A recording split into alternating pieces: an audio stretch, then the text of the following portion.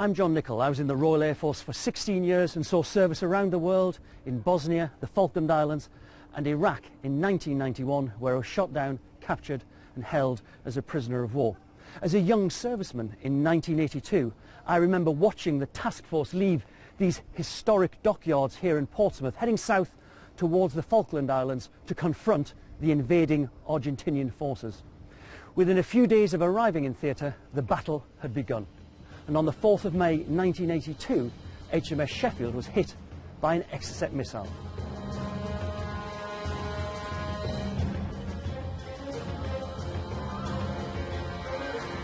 Joining me are 6 veterans of the Falklands War, 6 men who survived the devastating attack on HMS Sheffield.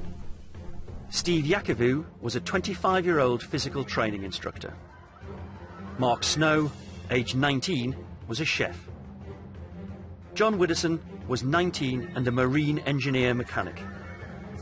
Chris Purcell was a 22-year-old able seaman missileman. Dave Glasby, at 19, was a weapons engineer. Brian Jones was a 21-year-old radar operator. When Argentina invaded the Falkland Islands, HMS Sheffield had been on deployment for 5 months, and they had already gelled together as a crew. 3 days later, aircraft carriers HMS Hermes and Invincible left Portsmouth as part of a task force of more than 100 ships. On May the 2nd, the Argentinian cruiser General Belgrano was sunk by the British submarine HMS Conqueror. 323 people lost their lives. 2 days later, HMS Sheffield, providing a protection role on the outer perimeter of the task force, was hit by an Exocet missile fired from an Argentinian warplane. It started a catastrophic fire, and HMS Sheffield eventually had to be abandoned. 20 of the crew lost their lives.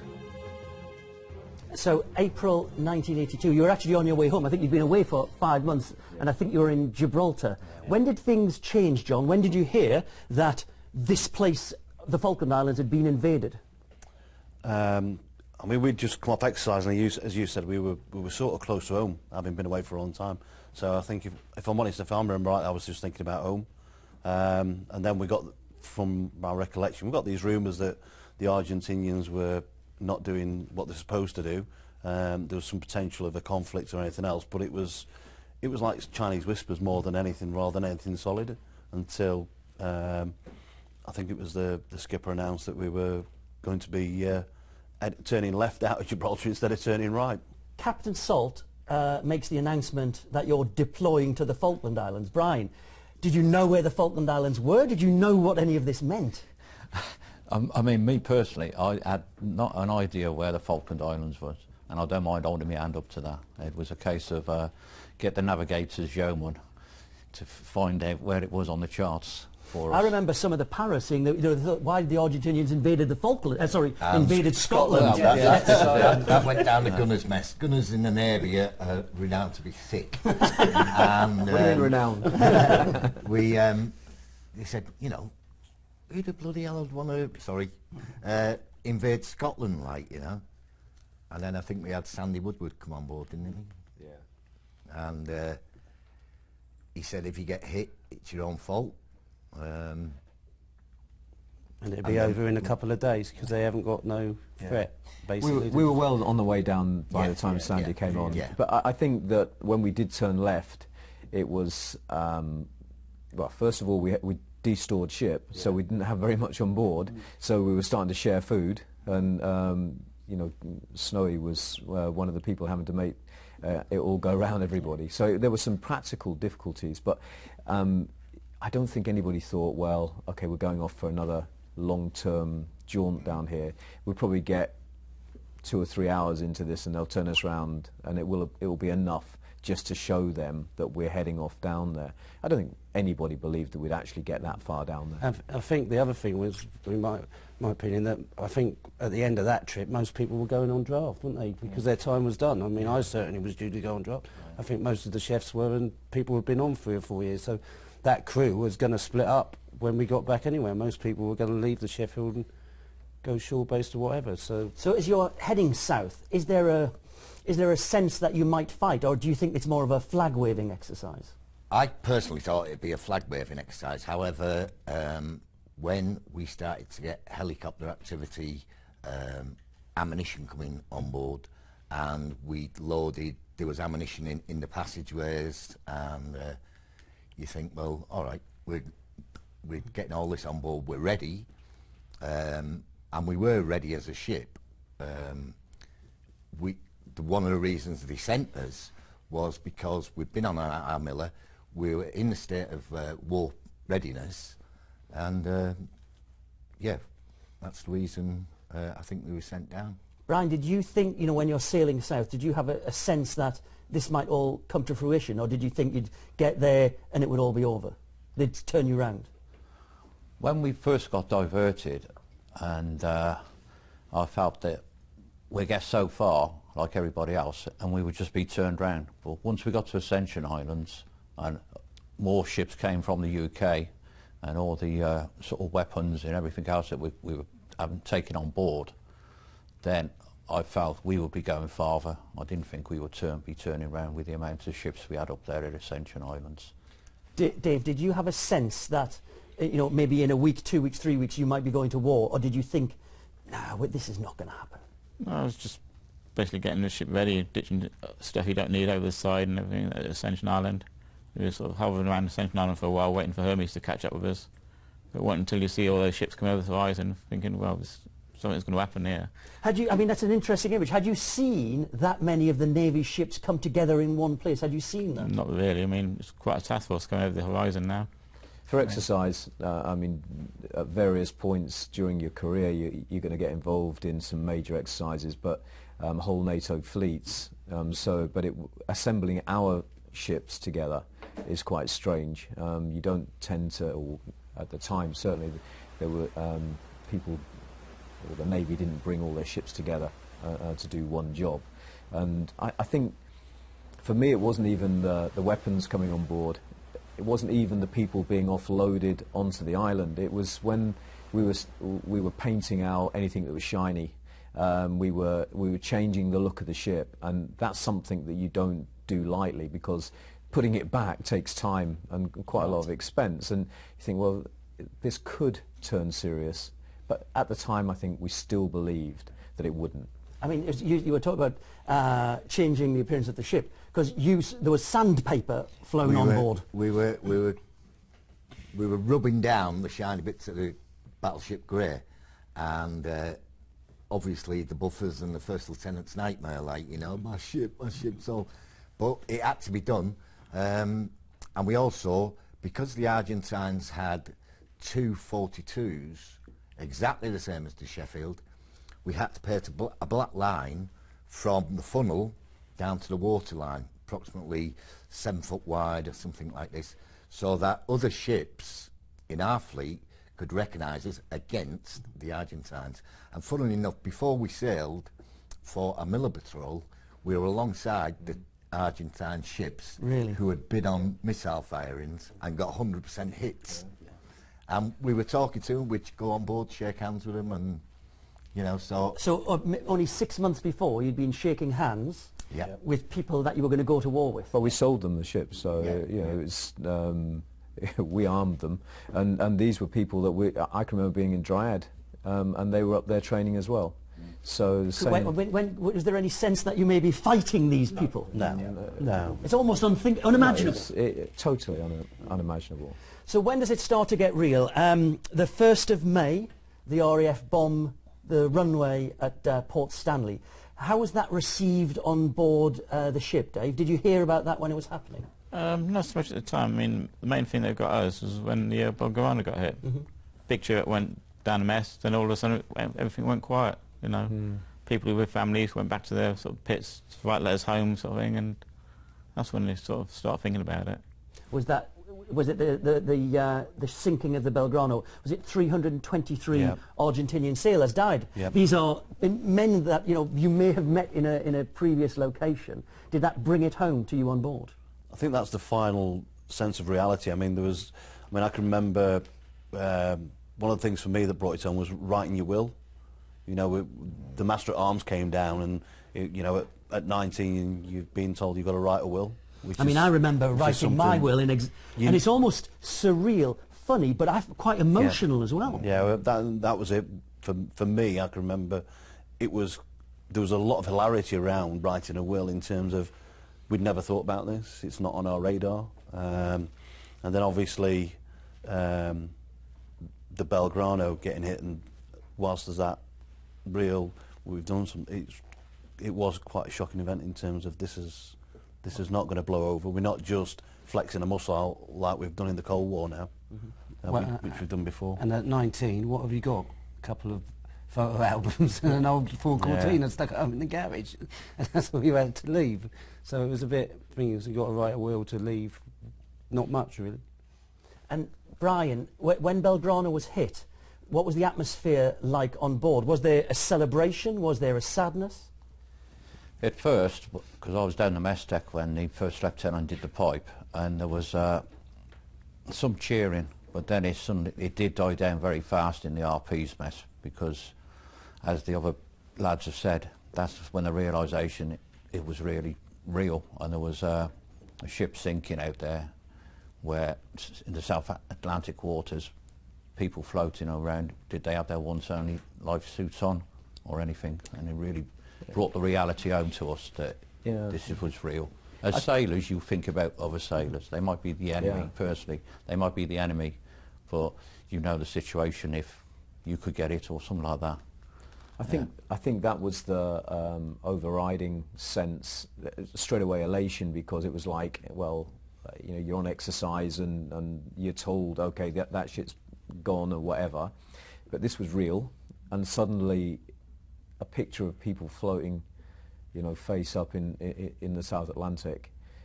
It wasn't just, well, that could be us. It was our hearts going out to those sailors.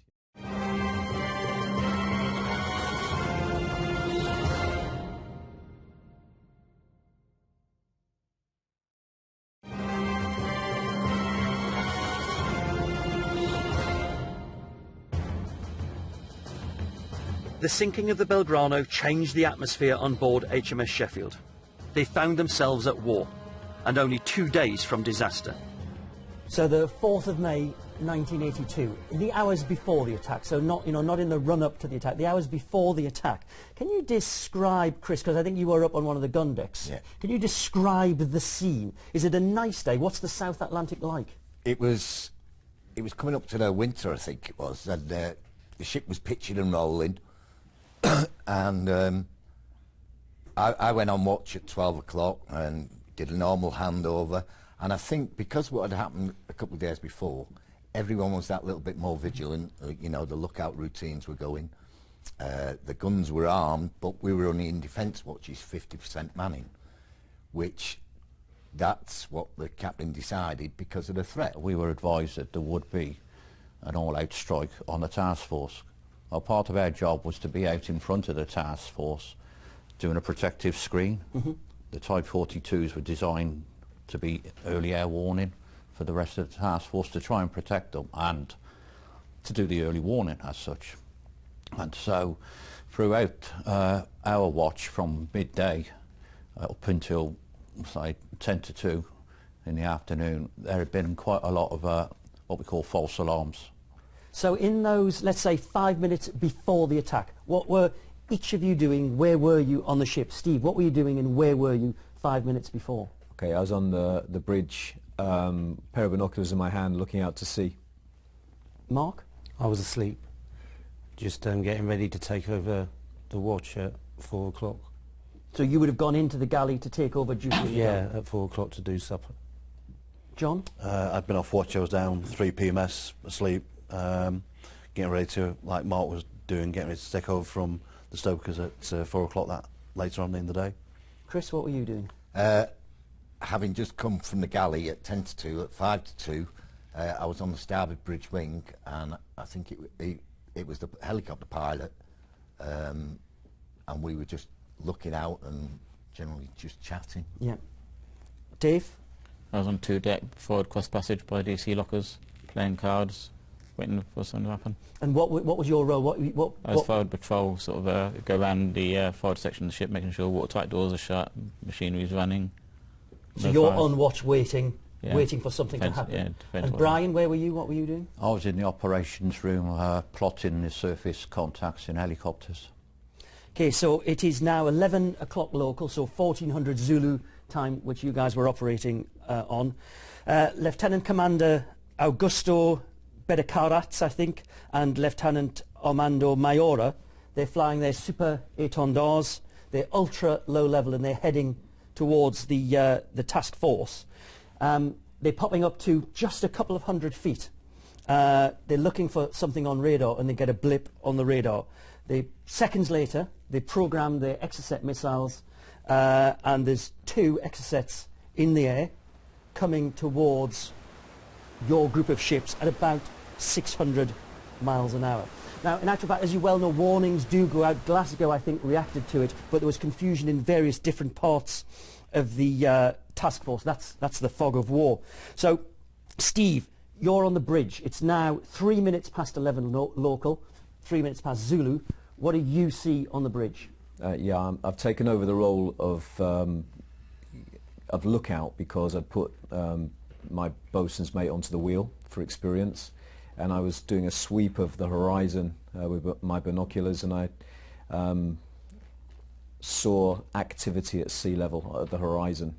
Something was making the water shake, and I said, "Officer, watch, sir, I think there's a torpedo incoming."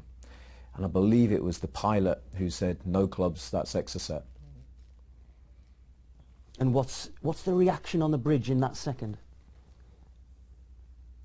I think disbelief, and then there's a brief pause where everyone kind of sucks breath, and nothing much happened in terms of turning the ship towards the missile or anything like that.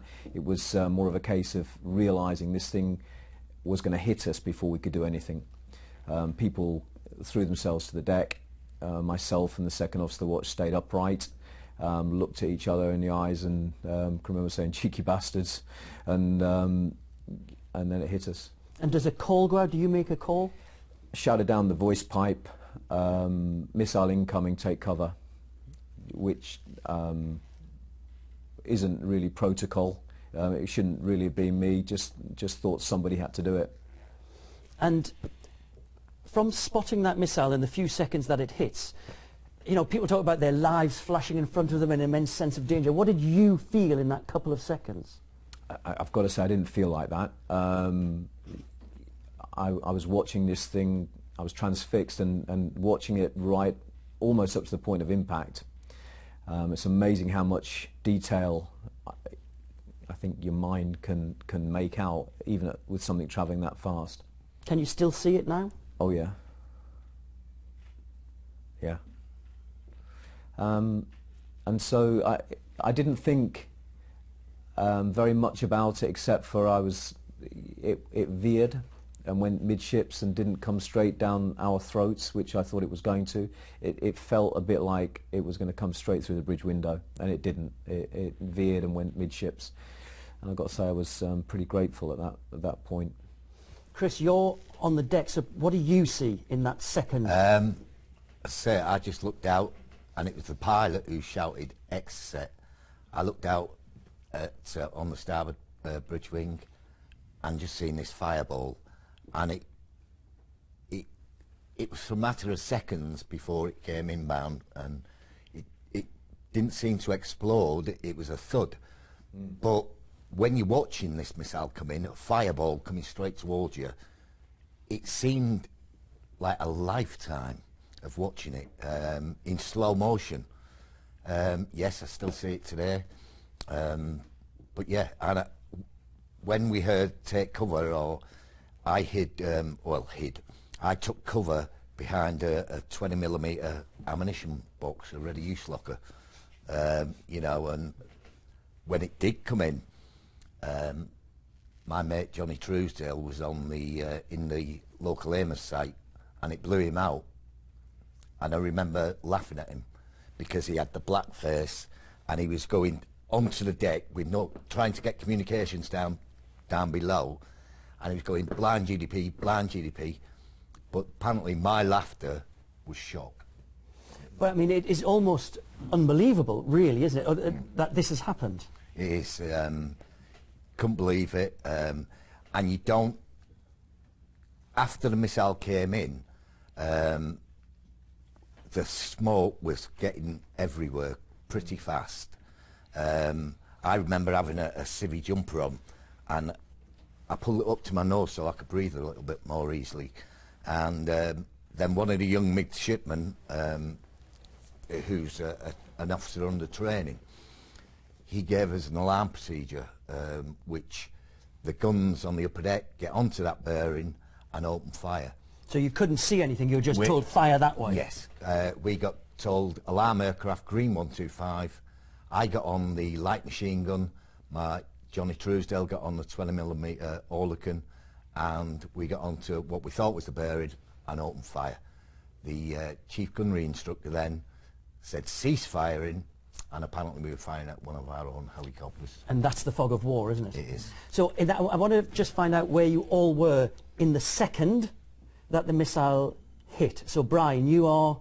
I'm down in the operations room. And in that first couple of seconds, what do you experience, what do you see? Well, we get told to brace for impact, and as we're bracing there, the impact of the missile was, like Chris described it, just a loud thud.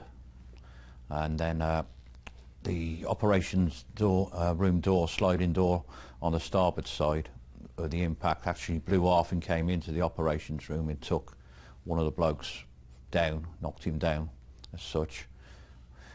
I got blown off my chair, and the chair went onto the deck of the operations room, and then everything went deadly quiet. There was no sound, a bar silence by the sea really coming in. You could hear smoke started coming in. At this time we started picking ourselves up off the floor, and then trying to get our intercoms working internally, externally, trying to get our radars working, and there was no communications internally or externally, because obviously the missile took all our power out as well as such. And Dave, you're on watch, fire watch, so what do you see? What do you feel when a missile hits? Well, when we didn't get no warning at all, we just had the 4.5 and C-dot hydraulics start up. And the section leader says something's happening, stow the gear, start getting ready. So actually, so your first warning is almost a mechanical, the ship winding into action, really. That's it, yeah. So I come out from the starboard, from the cross passage, started walking down the starboard passageway about 10 foot. The door just blew open and threw me back 10 foot. So I ended up on the floor. By the time I got up onto my feet, it was pitch black there, smoke and everything. We were told to put the respirators on. So people were putting the respirators on and shouting gas, gas, gas, just to clear the air out of the respirators. And John, you're off watch in bed, I presume, are you?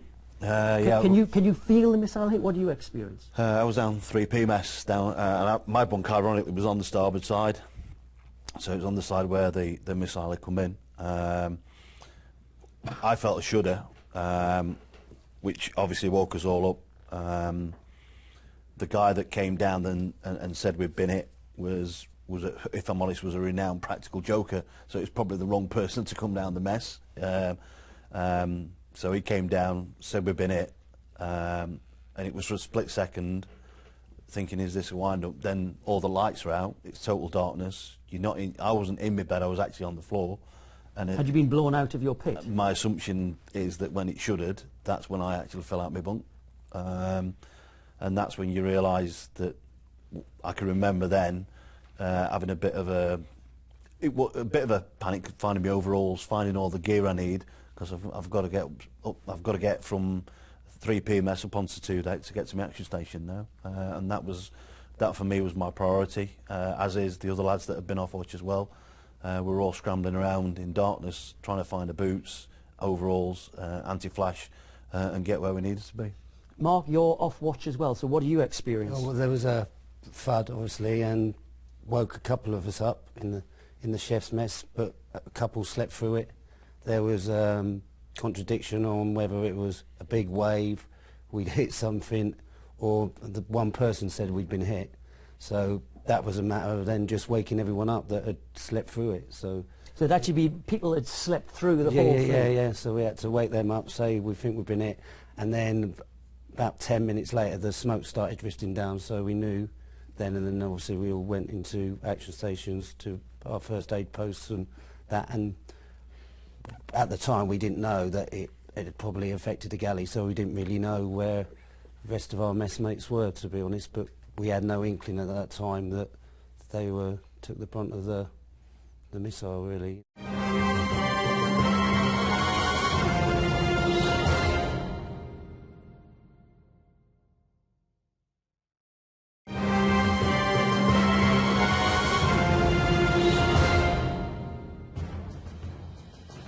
The missile hit the ship just above the waterline, severing the high-pressure water main on board. The resultant fire, which raged out of control, was caused by burning propellant, igniting diesel oil and other flammable materials. It's quite difficult for us to picture what it is like after a missile has hit a ship. Well, so it's pitch black down there. I mean, we're detailed to go aft as far as possible down the port side. So we went down the port side and went past the wardroom ladder. There's a red glow above us. Don't know if it's police lighting or a fire. We continued going aft. The ops room guys were just coming out. Got as far as the gallery survey door. That was starting to feel hot. So we come back towards the section and gave a report in saying we've got as far as this door and it was hot. We come across this badly burnt bloke who's in the action compartment where it came through, and he just collapsed in there. So my mate picked him up by his feet. I put my arms under his arms, clenched my hands over his chest and that, picked him up, but I dropped him because of blood. Soaked through my shirt, and picked him up again, started dragging him out, and his hands were in front of me, all burnt, smouldering away. As we got towards the escape hatch, smoke started clearing. That's all you could see was his hands. So. And Mark, I think you were helping with the same guy, is that right? Yeah, another guy came to the first aid station in the sick bay, and so I was looking after him for a while, and then I went to do more first aid and then helped Dave with the stretcher, I think, at one point carrying up the person up to the upper deck, and then did more first aid up on the forecastle for a time. And I mean, this guy, you know, clearly one of the big things was everybody being so badly burnt. Could you recognise this guy? Did you know who he was? Not the one David was with. The lad in the sick bay was just hands, really, and smoke inhalation, so that was fine, knew who he was, but the one Dave was helped out and then eventually went in the stretcher, no one could recognise him at all, and it was kind of a bit of a guessing game who it was, and different names mentioned, until I actually found out a bit later on when he actually went onto the Hms sort of thing and got back. And Chris, you come down. I think you come down a fire hose off your position. What did you see? The first person I seen was, I think he was a P.O. Wem, Slinger Woods, and he, to me, my first look at him, his face was really out. It looked like the Elephant Man. But apparently later on I heard that when the impact came in, he was maybe photocopying or something, and a Xerox machine went up on his face, and he was the first injured person I'd seen, which, to me, I still see it, you know, and it's as clear as day, but it was just horrific at the time, and yeah, so. I can remember getting, having gone from finding my overalls to actually getting in a Fairnote suit, sitting with a group of guys in the after heads, because we were firefighting, that was where we were, and actually just sort of, it was like a conveyor belt. You sat waiting your turn to go and fight, because we were trying to go down the starboard side. We managed to get some hoses together and everything else, and the bizarre thing was that you know, we'd gone in once, come back out, sat back in the toilet as the other guys had managed. I don't know where they got it from, but they were just changing our air bottles. So we just sat there, and you know, we were all talking about not panicking, because once you start panicking, you breathe faster, which means then your air goes quicker, which means that you aren't as effective because you've only got a certain percentage of time in this breathing apparatus. So we're all trying to encourage each other to to stay calm when you go in and trust yourselves? And I mean, sorry, John. I think we'd just come back from our Miller patrol. We'd done this a lot of times. You know, the exercises. We've been to Portland. We've been through all of this kind of thing, not for real. There was a sense that just kicked in. I jumped on the wheel as soon as the impact had happened. The smoke started to pour up through the hatch, up into the bridge. Myself and the second officer watch tried to keep the ship going. It wasn't a case of, okay, we've been hit, that's it. You know, really, really believed that we could get back to that stable position that that we've been through so many times, and eventually then say, right, okay, we fixed it. And I think that we all believed at that stage, when it first hit, and for the period afterwards, that we would bring this under control because we were as good as everyone said that we were. It wasn't until I was shouting through my gas mask, which gives a very little protection against smoke, and shouting to the second officer watch, okay, what do we try next? And realised I was the last one on the bridge, and thought, well, and now the smoke's through the gas mask, and thinking, if that bridge wing door isn't open, I don't think I can, I'm going to die here. Yeah. And that was the first thought, that this isn't an exercise, and threw myself at the bridge wing door. Thankfully it was open, hands dragged me out, we closed it all down, and that was the last time anyone went into the bridge. Chris, can you kind of try to describe the smoke, the heat? It's always difficult for me to sit in a room and try and understand what you guys went through. Well, after the missile came in, we did what we tried to do, but when we got to our emergency stations down on the Purcell, an officer asked for 2 volunteers, and Johnny Truesdale put his hand up. He said, me and Purcell go. And we went down the port side, and at that time the Arrow was just coming in, HMS Arrow, to try and all we seen was hose pipes from the Arrow bringing the water. And as we were going down the ship, we went up 2 more decks, and the heat was actually bubbling the paint off the side, and the decks were really hot. Obviously the smoke, we were actually rubbing our nose on the deck of the ship, because that's where the less smoke was, and we got back up to the starboard side of the GDP, and again the ship side bubbling. People are throwing water on it, but it's just evaporating straight away. I mean, I think most people imagine that, I'm sure people that have been through fires have experienced the same kind of thing, but smoke isn't this kind of thing that kind of wafts around. It infiltrates every single part of you, and it just acrid smell and taste, and you just can't, you think, well, I'll be able to breathe through it, and I'll be able to get low enough. Just overcomes you, and the heat. Our steaming boots, so they're rubber-soled boots, that are safety boots for onboard ships, they were sticking to the deck. So if you stayed still for too long, then you couldn't move your feet. So it was that hot. And everything just comes back as steam as well. No matter what you do, it's just steam. That was it. You're just creating a sauna all the time due to the heat. I've never seen anything as white hot as that. You go to Phoenix, you've done all of that. You've experienced fireballs under control, but this was white hot. I can remember joking with people. We'd made a human chain through the hangar, because we had to ditch all the ammunition when it got to the point where we realised this thing could go up at any time. So we're handling red hot ammo that's being passed up and along, and we're going, oh, not this one then, not this one, this one's not going to get me. And it was, I don't think anyone could allow themselves to pause for fear, or to think too much about it. I think that we just got on with it. What's the worst thing that you see? What describes the situation on the Sheffield the most from your own personal experience? Dave, I know that you obviously were unconscious, but early on, what epitomises what was going on the Sheffield? The amount of black smoke. You just couldn't see nothing. You see a picture of the black smoke on the outside of the ship. You've got all that on the inside. And I had a miner's headlamp on, and you couldn't see a hand in front of you. So how thick the smoke was. Brian? It's the toxic black smoke that was going there, and how fast that ship actually heated up from the inside as such. And seeing friends being brought up snowy? For me, it was not knowing where half my mess were.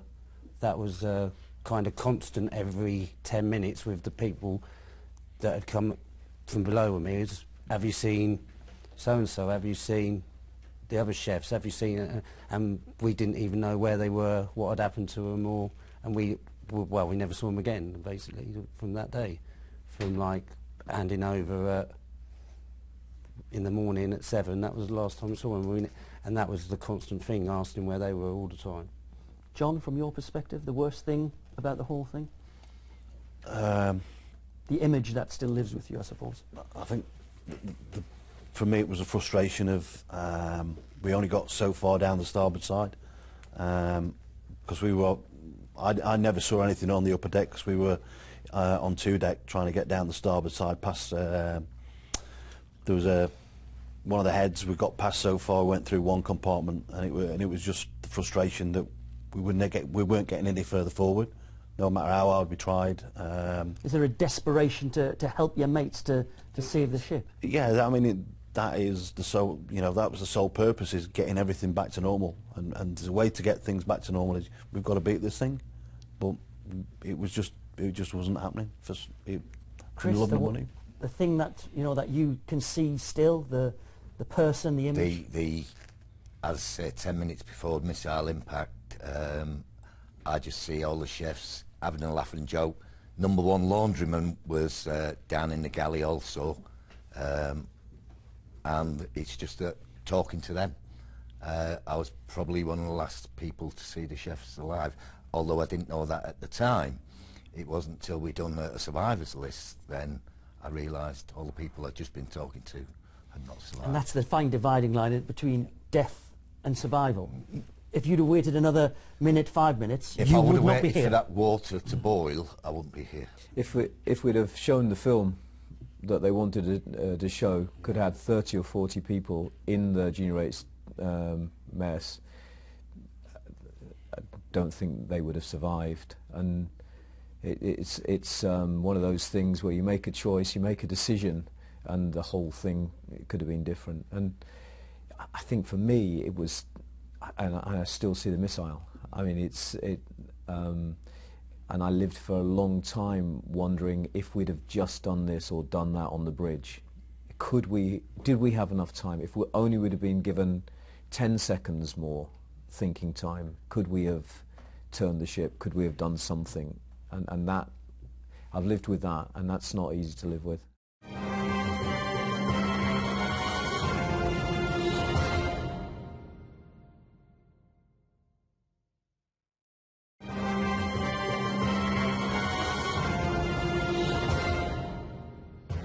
For 4 frantic hours, the crew of HMS Sheffield battled to save their ship from the blaze caused by the Exocet missile.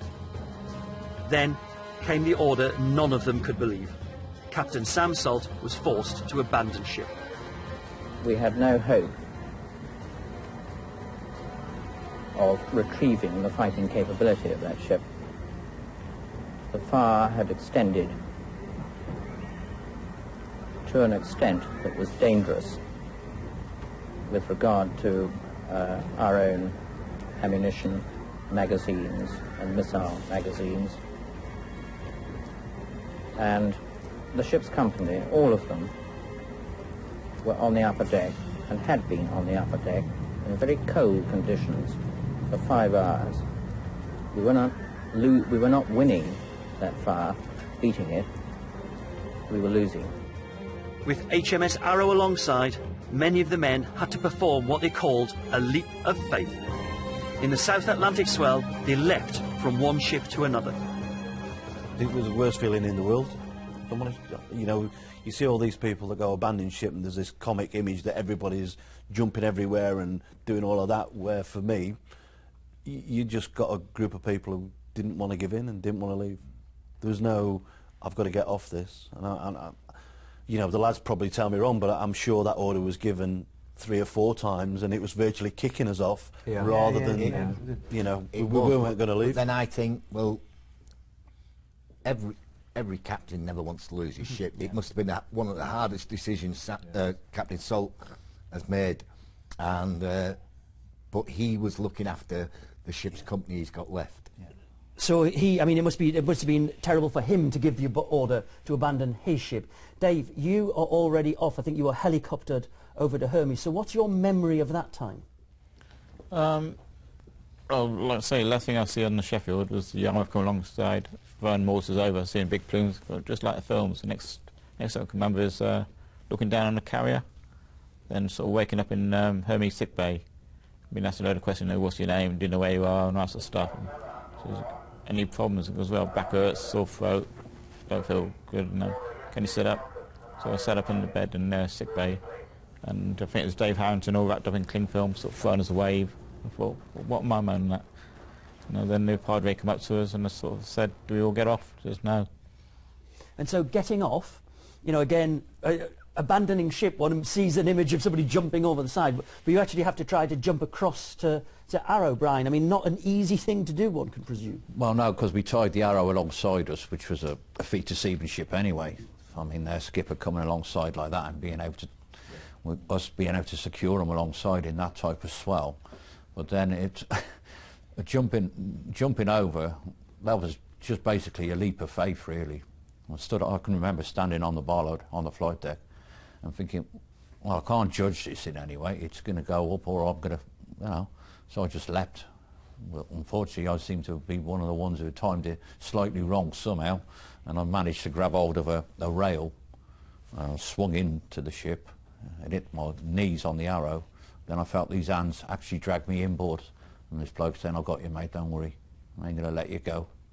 And I've never been able to meet that bloke off the Arrow to thank him, and because I think if I'd gone into that water between the ships, I wouldn't be sat here today. So even then, that was still dangerous as such, and I think that's when my nerves started kicking in, knowing I had to leave my ship, the ship I've been on since 1978. It's your home, isn't it? It was my home for 4.5 years nearly. I lived on that ship and worked on that ship. I knew a lot of people. I'd seen a lot of people join the ship, leave the ship. All my memories were on there. All the people I'd met, all the good times as such through my naval life have been on that ship with all those people. And never mind the personal possessions I had on board and all that, and the photographs or things like that. And it broke my heart.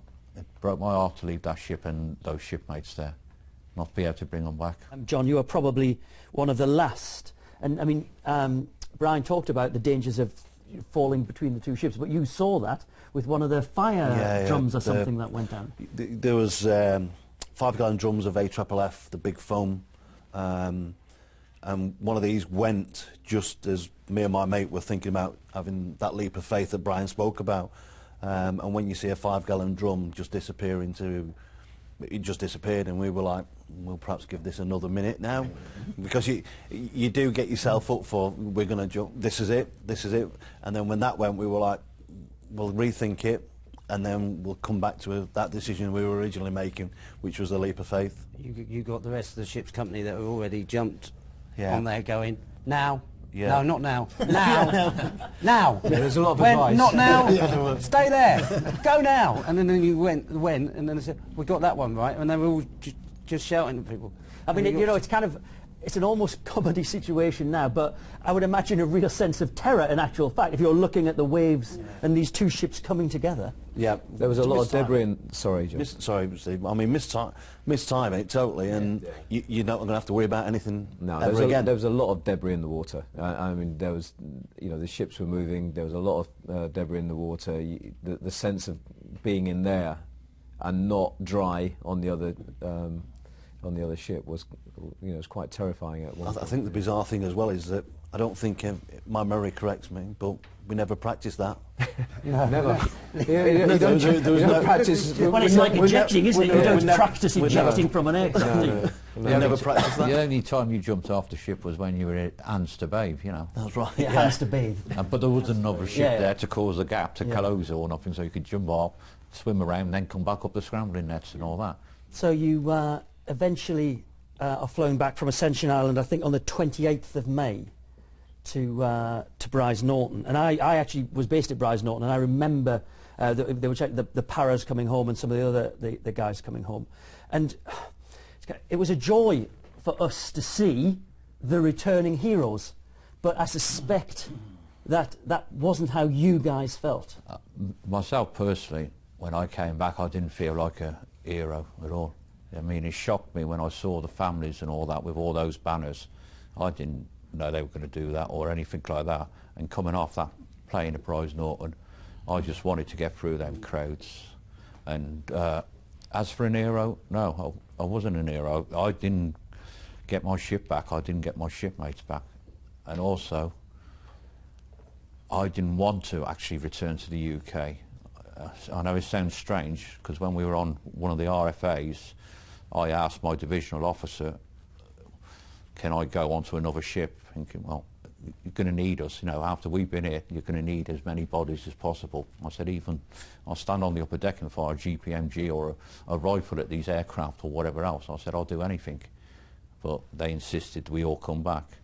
But was that part of the sense of, and I felt this myself in actual fact, of maybe not completing your mission, not doing your duty, exactly, not finishing the job. Not finishing the job. Yeah. I mean, especially when I was sat at home in the end watching it on TV, it was so surreal. I mean, you couldn't avoid it. Wherever I went, I couldn't avoid it. I tried to avoid it, but looking at it on the TV and people say, well... And if you talk to other people, and I got a good friend that was on Glamorgan, one of their senses of thinking was they actually brought the ship back. They actually come back on their ship, even though they went been hit and lost lives. But the fact that they actually sailed back into Portsmouth after it alleviated some of their pain, and then they actually completed the task of getting the ship back. Because you bring your ship back, that's what you do when you're in the Navy. That's your home. It's everything to you as such, as well as your shipmates. It's all part of you. It's very hard to describe to a civilian what a ship means to a naval person. But once you've lived on there, for the amount of time everybody did, we were, like we said, we were out in the Gulf and all that. We bonded so much with all those people as well. But that ship is part of that bonding process. Because you're so young, and I was when I joined it, I was like 17, you're not actually allowed to go home and live at home. You had to live on board ships. So they were, my mates, well, the Killick chefs were like my mum and dad. The young lads were like my brothers. It was just, that became your family, even though I only lived 25 miles down the road in Southampton, but that became a family. That's who you went to talk to. They are your family. Truthfully, for me, yes, I don't have to talk to them about it. I can look in their eyes and they can look at me, and we can practically tell what we're all thinking about, or if we need a bit of reassurance. I hid it for many years. You know, although probably daily I was thinking about what I went through on the Sheffield. But it wasn't till other people started recognising, like, Percy's not looking at me, I might be the life and soul of the party. In here, mashed up. Over the years I've had two broken marriages. That was due to drinking, me being verbally abusive to partners, because I used to get so angry and upset inside myself. I also, at one time, my first girlfriend, just in 1983, I actually woke up and she had marks around her neck, and it'd been where I had my hands around her neck, and for some reason I must have felt like I was trying to get out of a compartment or something. Again, it goes back to that compartment I shut the hatch down on, and she had all these bruises, and I have a lot of nightmares. I've had flashbacks in the daytime.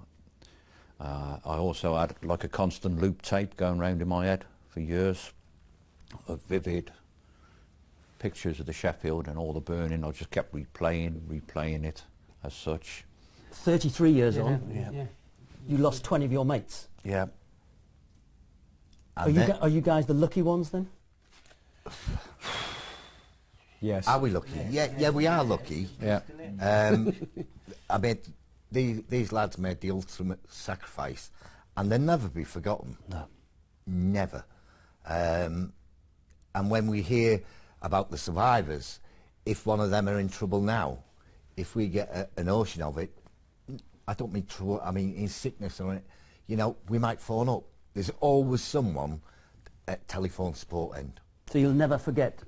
Never. Never forget. No, you can't forget your shipmates, and you don't even forget the ones who are still living now. You don't forget them because you, like John said, we shared so many good times, and you can't. But you wipe shared that the away. worst of times. And well, yeah, but that I helps think it makes you with bonding stronger. us. But Yeah, that it does. I mean, you don't have to consciously remember these people because they're part of you. The same as I don't have to consciously every day think about Brian, Dave, Chris, Mark or Steve because they're just part of you. Britain secured victory during the 10-week-long Falklands conflict, but it cost the lives of 255 members of the British Armed Forces. Around 300 more were wounded. Many more, like these men, will always bear the mental scars.